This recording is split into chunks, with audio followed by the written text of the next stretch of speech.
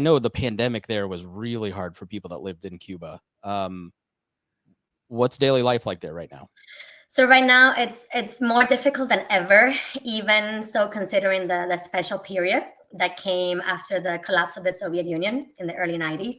It's still worse now because, well, time has passed and basically the Cuban government controls all the infrastructure that it cannot maintain.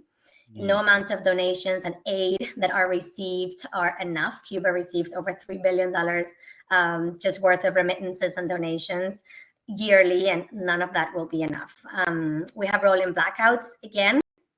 Communities can stay 2, 3, 4 days more without electricity. That's just normal. We just had another massive blackout on the 14th. So I believe it's like 90-something% of the population was in the dark. It was absolutely not even in a war zone. You see these things. Yeah. So there is no fuel. You see very few of these cars on the roads anymore. Sadly, they're also really costly to maintain.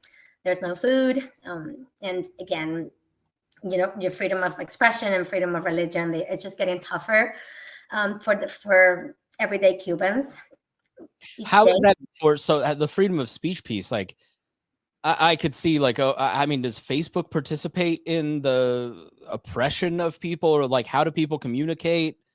That, are there monitors everywhere like you would think about North Korea? Like, how does that work? How does the oppression and the suppression of speech take place? The government controls absolutely everything. So they have an entire school called OC where IT it's studied, and they monitor everything that goes in and out. So let's say you as a church, if now you're going to put a message online, if you're going to put a message in support of Israel, and you cannot do that. Everything has to follow their script, and everything has to show support for the government.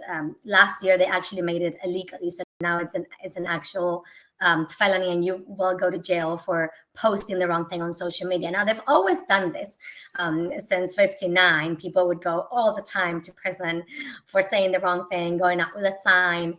But now they've made it into an actual law. I believe it's up to 7 years that you can face imprisonment for sharing or posting the wrong thing or being heard saying the wrong thing. So the crackdown has just gotten worse. And it's a response to the more open society, I guess, that we have now. Fidel Castro, it was a different time, but they were more successful in keeping Cuba shut from the rest of the world. Whereas now, you do get a lot of that outside influence, and people have social media still, and they use VPN, and they're able to see what life looks like outside. So people are harder to control the more information they have.